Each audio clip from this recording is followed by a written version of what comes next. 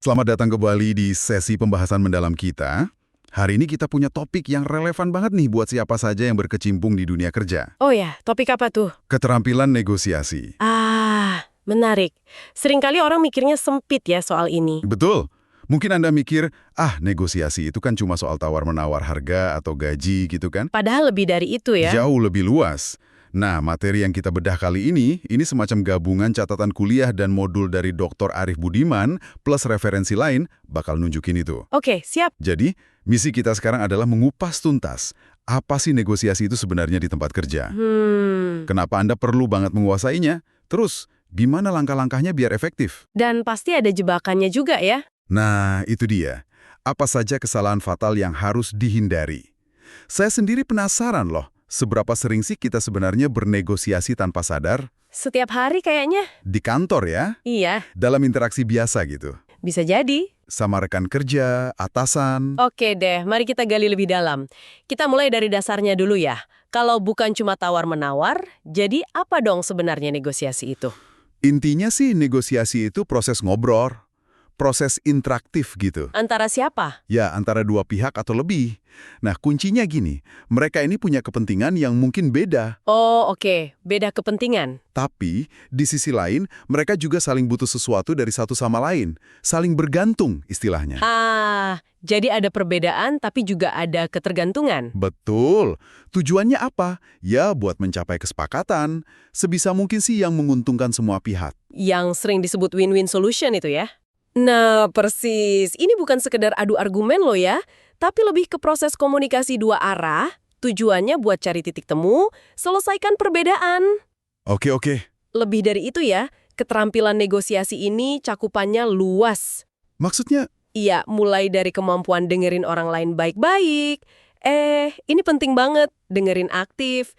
Terus pinter mengidentifikasi apa sih yang sebenarnya diinginkan pihak lain? bukan cuma permintaannya di permukaan ya? Betul, bukan cuma apa yang dia minta, tapi kenapa dia minta itu.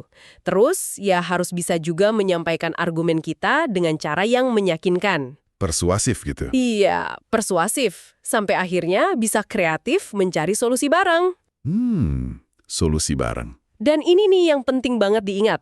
Negosiasi itu nggak cuma terjadi pas bahas kontrak besar atau mau jualan produk. Oh ya, Setiap hari di kantor, Anda tuh mungkin tanpa sadar lagi bernegosiasi. contohnya gimana? Misalnya ngobrol sama atasan soal target kerja. Itu kan negosiasi. Atau sama rekan kerja, bagi-bagi tugas gimana enaknya. Sama tim lain soal pinjam sumber daya. Sama klien soal revisi juga termasuk. Termasuk banget. Intinya, proses ini ada di mana-mana. Seringkali kita nggak ngeh aja kalau itu sebenarnya negosiasi. Wah, jadi skalanya luas banget ya. Dari obrolan ringan kayak deadline sampai keputusan yang lebih strategis. Betul. Nah, kalau gitu, kenapa penting banget buat Anda, para pendengar, menguasai ini? Apa untungnya secara konkret di lingkungan kerja? Untungnya besar sekali, dan seringkali kita nggak sadar dampaknya loh. Ada beberapa poin utama nih yang relevan banget buat kemajuan karir Anda. Oke, apa aja tuh? Pertama, ini bisa memperkuat posisi Anda dalam organisasi. Memperkuat posisi, gimana caranya? Kalau Anda jago negosiasi, ide-ide Anda tuh lebih mungkin didengar. Anda bisa memperjuangkan apa yang Anda butuhkan. Kayak sumber daya atau dukungan gitu? Iya, atau bahkan hak Anda sendiri. Dan enaknya, bisa memperjuangkan itu tanpa harus sampai konflik terbuka. Ini bikin Anda jadi lebih dihargai, punya pengaruh lebih besar di tim. Masuk akal. Terus yang kedua? Kedua, ini bisa memperbaiki hubungan kerja. Doh, kok bisa? Bukannya negosiasi sering bikin tegang? Nah, itu kalau negosiasinya nggak benar. Negosiasi yang bagus itu justru butuh empati, butuh usaha buat memahami sudut pandang orang lain. Oh, jadi fokus ke pemahaman ya? Iya, kalau Anda bisa begini, komunikasi sama rekan kerja jadi lebih lancar, kerja sama tim jadi lebih solid, lingkungan kerja jadi lebih enak, lebih suportif, bukan malah jadi tegang karena merasa semua orang cuma mau menang sendiri. Oke, poin bagus. Lanjut. Ketiga, ini bisa meningkatkan rasa percaya diri. Percaya diri? Kenapa tuh? Ya, karena Anda jadi tahu caranya menyampaikan keinginan atau keberatan dengan efektif, tahu cara berdialog kalau ada beda pendapat. Itu kan bikin Anda lebih pede ngomong. Bener juga ya, nggak takut salah ngomong atau bikin orang tersinggung? Betul, rasa percaya diri ini penting banget, nggak cuma buat performa sehari-hari, tapi juga buat pengembangan karir jangka panjang Anda. Setuju. Ada lagi? Keempat, ini jadi semacam alat penyelesaian konflik yang ampuh. Alat penyelesaian konflik. Iya, di mana ada interaksi antar manusia, pasti ada potensi gesekan atau konflik kan? Pasti ada lah ya. Nah, keterampilan negosiasi ini membekali Anda cara buat menghadapi perbedaan pendapat secara konstruktif. Fokusnya itu cari solusi, bukan malah cari siapa yang salah atau siapa yang harus menang. Jadi lebih dewasa gitu ya hadapin masalahnya. Bisa dibilang gitu. Dan yang kelima nih, yang mungkin nggak langsung kelihatan, tapi dampaknya gede banget. Apa tuh?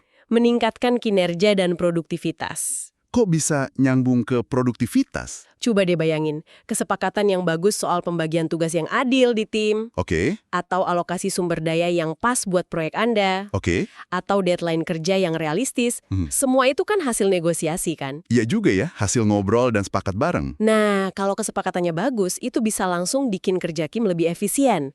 Target jadi lebih mudah tercapai. Yang menarik nih, seringkali kemampuan negosiasi internal, Maksudnya di dalam tim atau perusahaan? iya, misalnya soal bagi tugas tadi, atau dapat resource internal, itu dampaknya kadang lebih besar ke produktivitas tim dibanding kita dapat deal besar sama klien. Ini yang kadang kita lupain. Wah, benar juga. Jadi ini bukan cuma soal dapat apa yang kita mau dari orang lain ya, tapi efeknya kemana-mana. Banget. Ke cara kita berhubungan, cara kita selesaikan masalah, bahkan sampai ke hasil kerja tim. Ini sih benar-benar skill fundamental ya. Fundamental banget. Oke, kalau memang sepenting itu, gimana caranya biar negosiasi kita efektif? Ada semacam resep atau langkah-langkah gitu yang bisa kita ikuti? Biar nggak asal ngomong dan hasilnya lebih maksimal? Ada dong. Negosiasi yang bagus itu ada strukturnya, bukan sekedar untung-untungan atau modal nekat.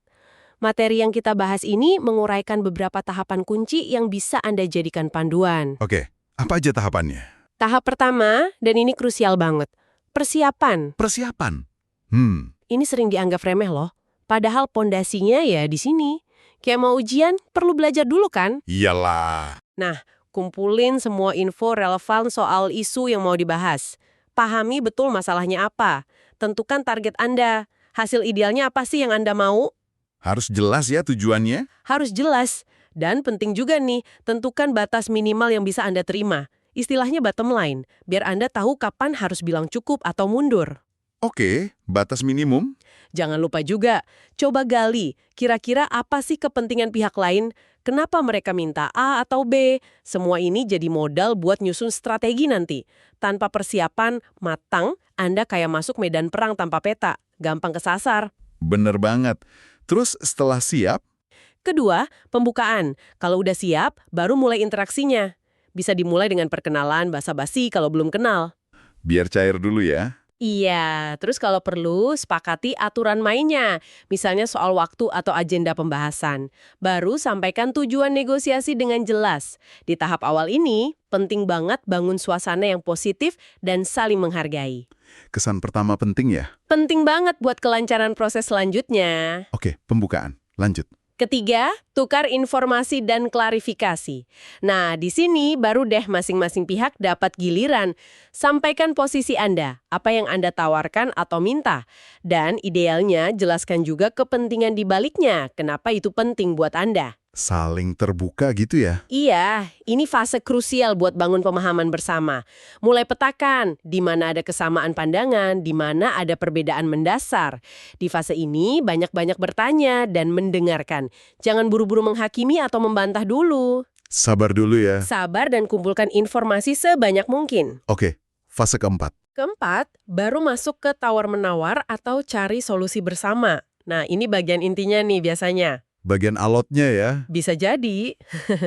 Di sini terjadi proses diskusi, memberi dan menerima. Perlu ada kemauan untuk kompromi di beberapa area sambil tetap pegang kepentingan utama Anda. Cari jalan tengah gitu. Iya, coba ajukan alternatif solusi yang kreatif. Jangan cuma terpaku sama satu pilihan. Jaga komunikasi tetap terbuka, jangan sampai buntu cuma gara-gara ego. Fokus pada masalahnya, bukan pada orangnya. Sip. Terus kalau udah mulai ada titik temu? Nah, masuk ke tahap kelima, penyelesaian dan kesepakatan. Kalau udah ketemu titik temu, bagus. Rumuskan kesepakatannya dengan jelas dan detail, biar nggak ada salah paham nanti. Perlu ditulis nggak? Kalau negosiasinya penting atau formal, sebaiknya sih dituangkan dalam tulisan. Tapi kalau memang belum ketemu kesepakatan gimana? Nah itu dia. Ya jangan dipaksakan. Bisa aja dijeda dulu, kasih waktu buat masing-masing mikir, atau dijadwalkan ulang buat diskusi lagi nanti. Oke, jadi nggak harus langsung deal ya? Nggak harus. Yang penting prosesnya sehat. Terakhir, tahap keenam. Apa tuh? Evaluasi dan tindak lanjut. Setelah deal atau bahkan setelah gagal deal, pekerjaan belum selesai loh. Masih ada PR lagi. Iya, evaluasi prosesnya. Apa yang tadi berjalan baik, apa yang kurang, pelajaran apa yang bisa diambil buat negosiasi berikutnya. Dan kalau ada kesepakatan, pastikan itu benar-benar dijalankan. Ada tindak lanjutnya. Biar nggak jadi omong kosong aja ya. Betul. Tanpa tindak lanjut, negosiasi tadi bisa jadi cuma buang-buang waktu. Wah, lengkap juga ya tahapannya. Persiapan itu memang kedengarannya kayak PR banget. Tapi dari penjelasan tadi, jelas banget kalau itu kunci utama ya. Kunci banget. Kalau persiapannya matang, kita jadi lebih tenang, lebih pede, dan punya arah yang jelas pas negosiasi. Tepat sekali. Nah, biar bisa sukses nih melewati tahapan-tahapan itu, senjata atau kemampuan personal apa aja sih yang perlu kita asah? Kayaknya nggak cukup cuma tahu langkah-langkahnya aja kan? Pasti ada skill pendukungnya. Betul sekali. Nggak cukup tahu teorinya aja. Ada beberapa kemampuan kunci yang perlu terus dilatih kalau mau jadi negosiator yang handal. Apa aja tuh? Spill dong. Yang pertama, ini udah pasti. Komunikasi efektif. Komunikasi lagi ya. Ya gimana? Negosiasi kan intinya komunikasi. Tapi ini bukan cuma soal pinter ngomong ya. Justru yang sering dilupakan itu bagian mendengarkannya. Mendengarkan aktif tadi ya? Iya, dengerin untuk paham, bukan cuma nunggu giliran ngomong. Sampaikan gagasan Anda dengan jelas, terstruktur. Dan jangan lupa, bahasa tubuh juga ngaruh loh. Pastikan mendukung apa yang Anda katakan. Oke. Komunikasi efektif. Clear. Kedua, Kedua, kemampuan analitis. analitis. Maksudnya gimana? Negosiasi itu juga pakai otak, bukan cuma pakai mulut. Perlu bisa analisis situasi, baca kepentingan tersembunyi, baik punya kita maupun punya orang lain. Evaluasi plus minus dari berbagai opsi solusi yang muncul. Jadi nggak asal setuju atau tolak ya? Dipikirin dulu konsekuensinya. Harus. Ketiga, ini penting banget juga. Empati dan kecerdasan emosional. Wah, ini agak soft skill ya. Banget. Coba deh pahami perasaan dan sudut pandang orang lain, meskipun Anda nggak setuju sama pendapatnya. Sulit tuh kadang. Fokus pada tujuan. Kuncinya tetap tenang ya. Kuncinya kepala dingin. Keempat, berkaitan dengan ini, kemampuan mengelola konflik. Tadi udah disinggung sedikit ya. Iya, negosiasi seringkali muncul karena ada potensi konflik kan? Jadi Anda perlu bisa hadapi perbedaan pendapat dengan kepala dingin tadi. Cari jalan tengah, bukan malah menghindar atau memperbesar masalah jadi drama. Oke, ada lagi? Ada. Kelima, paham konteksnya. Maksudnya, Anda harus ngerti betul isu yang lagi dinegosiasikan. Bisa jadi itu soal aturan main di perusahaan, kondisi pasar terkini, atau mungkin sejarah hubungan Anda dengan pihak lain. Pengetahuan konteks ini bikin argumen Anda lebih kuat dan lebih kredibel. jadi nggak ngawang-ngawang ya ngomongnya. Utama Anda, apa yang nggak bisa ditawar, dan berani mempertahankannya. Itu tegas. Tapi di saat yang sama, Anda juga harus mau beradaptasi sama situasi. Mau cari celah kompromi, nggak kaku sama pendirian awal. Itu fleksibel. Keseimbangan antara keduanya ini penting banget. Wah, ini kombinasi yang menarik ya. Perlu otak yang tajam buat analisis, tapi juga hati yang peka buat empati dan komunikasi. Plus mental yang kuat buat tegas, tapi fleksibel. Lengkap lah pokoknya. Nah, ini nih bagian yang sering bikin penasaran. Tadi kan hal-hal positif yang perlu dimiliki. Sekarang kita balik. Apa sih kesalahan-kesalahan umum yang sering banget bikin orang kepleset pas negosiasi? Hal yang wajib, kudu, harus dihindari kalau nggak mau negosiasi Anda gagal total. Nah, ini penting banget buat disadari, biar kita nggak jatuh ke lubang yang sama. Ada beberapa jebakan umum yang sering bikin negosiasi jadi berantakan. Apa aja tuh jebakannya? Yang pertama, dan ini udah kita bahas tadi ya betapa krusialnya, jadi ini paling fatal, kurang persiapan. Lagi-lagi persiapan ya? Iya, karena ini dasarnya banget. Kalau Anda masuk ke ruang negosiasi tanpa tahu mau ngomong apa, batasannya di mana, data pendukungnya apa, wah, udah kalah sebelum mulai deh. Akibatnya apa kalau kurang persiapan? Posisi tawar Anda jadi lemah. Anda kelihatan nggak profesional, nggak kompeten, gampang banget ditekan atau bahkan dimanipulasi sama pihak lain. Oke, fatal banget ya. Jebakan kedua. Kedua, ngotot di permintaan, posisi, tapi nggak jelasin alasannya, kepentingan. Contohnya gimana tuh? Misalnya, Anda kekeh, pokoknya minta A, titik. Tapi Anda nggak pernah jelasin kenapa sih A itu penting banget buat Anda, apa alasan dibaliknya. Oh, cuma minta aja gitu ya? Iya. Akibatnya apa? Orang lain jadi nggak paham. Bisa jadi mereka mikir Anda egois, maunya menang sendiri. Akhirnya mereka jadi defensif, jadi ikut ngotot juga. Ini menutup pintu buat cari solusi kreatif bareng. Ingat, fokus di kenapanya, bukan cuma di apanya. Paham. Jebakan ketiga. Ketiga, terbawa emosi. Wah, ini sering banget kejadian. Marah gitu ya, atau kecewa. Bisa marah, kecewa, tersinggung, frustrasi, atau malah jadi terlalu defensif. Begitu emosi yang ambil alih kendali, logika biasanya langsung minggir. Fokusnya jadi beda ya? Iya, fokusnya jadi bukan cari solusi terbaik, tapi jadi pengen menang, pengen bales, atau pengen jaga harga diri. Suasana langsung jadi tegang, komunikasi macet, keputusan yang diambil jadi nggak rasional. Sulit memang ngendalin emosi, tapi ini kunci banget. Harus latihan terus ya berarti? Harus. Jebakan keempat ini berkaitan erat sama emosi tadi. Nggak bener-bener mendengarkan. Wah, ini juga sering nih kayaknya. Sering banget. Sibuk nyiapin jawaban di kepala pas orang lain lagi ngomong. Atau malah motong pembicaraan orang seenaknya. Atau yang lebih parah, sambil main HP. Aduh.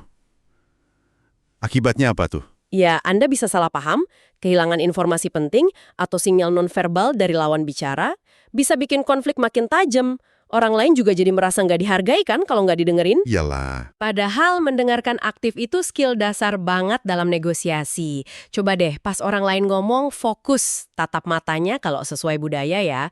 Kasih respon kecil kayak oke, oh gitu, saya paham. Terus coba rangkum ulang pemahaman Anda sesekali. Jadi kalau saya nggak salah tangkap, maksud Anda begini ya? Teknik sederhana tapi penting ya? Penting banget. Jebakan kelima. Memberi ultimatum terlalu dini. Maksudnya gimana? Langsung ngancam gitu? Iya, gaya pokoknya syaratnya begini, mau terima atau nggak sama sekali. Pendekatan take it or leave it gitu. Kenapa itu bahaya? Biasanya sih bikin orang lain langsung pasang kuda-kuda. Merasa dipaksa, nggak dihargai, akhirnya malah jadi menolak mentah-mentah, meskipun mungkin tawarannya nggak jelek-jelek amat. Ultimatum itu mematikan kreativitas buat cari solusi lain, dan jelas merusak hubungan. Oke, hindari ultimatum ya. Ada lagi? Keenam, berbohong atau menyembunyikan informasi kunci. Wah, ini soal integritas ya? Betul, mungkin kelihatannya licik dan bisa menguntungkan sesaat ya, nyajiin data palsu atau nyembunyiin fakta penting. Tapi risikonya gede banget. Apa risikonya? Pertama, kalau ketahuan, kepercayaan langsung hancur lebur. Padahal kepercayaan itu modal utama negosiasi jangka panjang. Kedua, bisa ada resiko reputasi, bahkan resiko hukum kalau bohongnya keterlaluan. Jujur dan transparan, meskipun kadang sulit, biasanya strategi yang lebih baik dalam jangka panjang. Setuju. Terakhir nih, ada lagi? Terakhir, ini juga sering dilupakan. Nggak peka sama perbedaan budaya. Oh, kalau negosiasi sama orang dari negara lain gitu ya? Bisa jadi, atau bahkan dari daerah lain di Indonesia yang budayanya beda. Cara komunikasi orang bisa beda banget loh. Ada yang langsung to the point, ada yang muter-muter dulu. High context versus low context. Pandangan soal waktu juga beda ya? Beda. Ada yang santai polikronik, ada yang on time banget, monokronik. Pandangan soal hierarki, cara ambil keputusan, itu semua dipengaruhi budaya. Kalau kita nggak aware dan main pukul rata aja pakai cara kita, bisa salah paham fatal. Negosiasi bisa gagal total, bukan karena substansinya, tapi karena cara pendekatannya yang nggak pas secara budaya. Wah, daftar jebakannya lumayan banyak dan menusuk ya rasanya. Mulai dari hal teknis kayak persiapan, sampai hal yang lebih halus kayak ngelola emosi dan peka budaya. Iya, memang kompleks. Ini nunjukin kalau negosiasi itu memang seni dan ilmu sekaligus ya. Butuh latihan dan kesadaran diri terus-menerus, biar nggak kejeblos. Setuju banget. Oke, kita udah tahu nih prosesnya gimana, kunci suksesnya apa aja, sama hal-hal yang harus dihindari. Pertanyaan berikutnya, ada nggak sih teknik atau strategi spesifik yang bisa kita pakai secara sadar gitu buat memperkuat posisi kita atau mengarahkan negosiasi ke hasil yang lebih baik. Semacam jurusnya gitulah. Ada beberapa pendekatan atau teknik strategis yang sering dibahas dan bisa kita pelajari. Apa aja tuh jurusnya? Yang pertama, ini lebih ke mindset atau pendekatan. Integratif atau kolaboratif. Sering disebut juga pendekatan win-win tadi ya. Gimana tuh detailnya? Mindsetnya adalah gimana caranya supaya kuenya ini bisa jadi lebih besar buat semua pihak, bukan kita rebutan potongan kue yang ukurannya udah segitu aja. Fokusnya cari solusi kreatif yang bisa memenuhi kepentingan semua pihak yang terlibat. Jadi nggak ada yang merasa kalah ya? Idealnya begitu, pendekatan ini bagus banget buat bangun hubungan jangka panjang dan kepuasan bersama.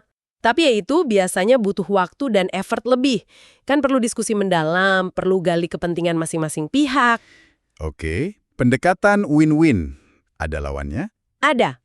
Kebalikannya, pendekatan distributif atau kompetitif, ini sering disebut juga win-loss. Wah, namanya aja udah serem ya. Win-loss. Hehe, iya.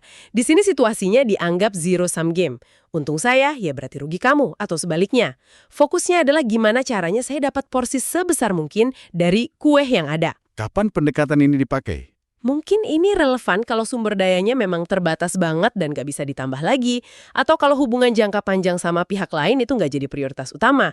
Biasanya sih lebih cepat prosesnya, tapi ya resikonya hubungan bisa rusak. Oke, jadi ada dua kutub ya, win-win sama win-loss. Ada teknik lain? Ada, ini bukan teknik tawar-menawar langsung di meja negosiasi, tapi lebih ke strategi persiapan yang powerful banget. BATNA. BATNA. Apa tuh singkatannya? Best Alternative to a Negotiated Agreement. Oke, alternatif terbaik kalau negosiasi gagal ya. Tepat, intinya gini, apa sih rencana cadangan terbaik Anda kalau kesepakatan yang lagi diomongin ini nggak jadi? Misalnya, Anda lagi negosiasi gaji di tempat kerja sekarang. BATNA Anda mungkin tawaran kerja dari perusahaan lain yang udah di tangan. Oke. Jadi punya pilihan lain. Betul, semakin bagus alternatif Anda di luar negosiasi ini, semakin kuat posisi tawar Anda di dalam negosiasi. Kenapa? Karena kita nggak terlalu butuh, deal ini harus jadi. Persis. Anda jadi nggak tertekan harus setuju dengan tawaran apapun. Anda punya pilihan lain yang oke. Tahu batna Anda, dan kalau bisa, coba tebak juga batna lawan bicara, itu bisa kasih ketenangan batin dan kekuatan mental saat negosiasi alot. Ini semacam jaring pengaman strategis Anda. Wah, batna ini penting banget kayaknya ya. Seringkali kita fokus ke negosiasi itu sendiri, sampai lupa mikirin alternatif kalau gagal. Padahal kalau punya alternatif bagus, kita jadi lebih percaya diri ya. Betul banget. Lalu ada lagi teknik, ini lebih ke psikologi tawar-menawar. Anchoring. Anchoring? Kayak jangkar kapal gitu? Iya, betul. Ini soal efek psikologis dari tawaran pertama yang dilempar dalam negosiasi. Angka atau syarat pertama yang disebut itu seringkali jadi jangkar yang tanpa sadar mempengaruhi ekspektasi dan arah diskusi selanjutnya. Jadi siapa yang ngasih tawaran pertama bisa untung? Bisa jadi dia bisa mengunci rentang negosiasi, jadi lebih dekat ke harapannya. Tapi hati-hati juga. Kalau jangkar atau tawaran awal Anda terlalu ekstrim atau nggak masuk akal sama sekali, Malah dianggap nggak serius ya? betul, bisa dianggap nggak serius, nggak menghargai, dan malah bikin negosiasi macet dari awal. Jadi perlu strategis juga pasang jangkarnya. Oke, anchoring. Ada lagi? Terakhir, ada teknik framing. Framing. Membingkai. Maksudnya gimana? Ini soal cara Anda membingkai atau menyajikan penawaran Anda. Informasi yang sama bisa diterima beda banget loh sama orang lain, tergantung cara Anda menyajikannya. Contohnya? Misalnya, bilang Anda dapat diskon 30%, itu mungkin kedengarannya lebih menarik daripada bilang Anda cukup bayar 70% dari harga normal. Padahal intinya sama kan? Iya juga ya. Atau misalnya Anda harus kasih konsesi nih. Anda bisa membingkainya sebagai investasi untuk hubungan baik kita ke depan. Daripada sekedar bilang, ya udah saya rugi sedikit deh. Cara Anda membingkai ini bisa sangat mempengaruhi persepsi dan penerimaan dari pihak lain. Wah, menarik nih. Jadi main kata-kata juga ya? Bukan cuma main kata-kata sih, tapi lebih ke memahami psikologi bagaimana orang merespon informasi. Oke, Jadi banyak ya teknik dan strategi yang bisa dipelajari dan dilatih. Mulai dari mindset kolaboratif atau kompetitif, persiapan BTNA yang krusial, sampai teknik psikologis kayak anchoring dan framing. Betul, semuanya saling melengkapi. Setelah ngobrol panjang lebar ini, jadi semakin jelas ya kalau negosiasi itu emang bukan sekedar adu urat atau tawar-menawar alot di pasar. Jauh lebih dari itu. Ini tuh keterampilan komunikasi yang sangat strategis. Penting banget buat bisa kerja bareng secara efektif, pecahin masalah, dan bangun relasi yang kuat di tempat kerja. Jadi, apa nih rangkuman pentingnya buat Anda yang lagi dengerin? Mungkin poin utamanya ya. Kuncinya mungkin ada di pergeseran fokus kita ya. Dari cuma lihat apa yang diminta orang lain atau yang kita minta, itu namanya posisi. Coba deh gali lebih dalam. Kenapa sih kita atau mereka minta itu? Itu namanya kepentingan. Betul, fokus ke why-nya. Lalu, jangan pernah sepelekan persiapan. Itu udah diulang berkali-kali tadi, saking pentingnya. Komunikasi juga harus jelas, jujur, tapi tetap pakai empati. Dan sebisa mungkin, selalu usahakan cari solusi yang bikin semua pihak merasa menang. Atau paling nggak merasa didengarkan dan dihargai prosesnya, itu juga penting. Nah, itu dia. Dan ya, selalu waspada sama jebakan-jebakan umum tadi, jaga emosi, jangan sampai meledok atau malah jadi baper, latih terus kemampuan mendengarkan aktif, hindari bohong atau ngasih ultimatum yang nggak perlu. Kenali konteks juga ya. Iya, kenali konteksnya, termasuk potensi perbedaan budaya kalau memang relevan. Oh ya, dan jangan lupa mempersiapkan BATNA atau rencana B Anda, itu bisa jadi penyelamat loh saat negosiasi terasa alot atau buntu. Oke, lengkap banget nih rangkumannya. Sebelum kita tutup sesi kali ini, ada satu pertanyaan nih buat Anda renungkan di rumah atau di jalan pulang nanti. Wah, apa tuh? Materi kita tadi kan terus menekankan pentingnya fokus pada kepentingan. Mengapa? Di balik posisi apa? Nah, coba deh Anda pikirkan, gimana kalau Anda benar-benar mencoba memahami kepentingan terdalam orang lain saat terjadi perbedaan pendapat? Menarik. Bahkan dalam interaksi sehari-hari aja, di luar konteks kerja. Misalnya sama pasangan, sama teman, sama keluarga. Kalau kita coba gali mengapanya, bukan cuma apa maunya mereka. Apakah mungkin? Apakah mungkin pemahaman mendalam soal mengapanya orang lain itu justru bisa membuka pintu ke ide-ide solusi brilian yang nggak pernah terpikirkan sebelumnya? Solusi yang lebih kreatif dan memuaskan semua pihak?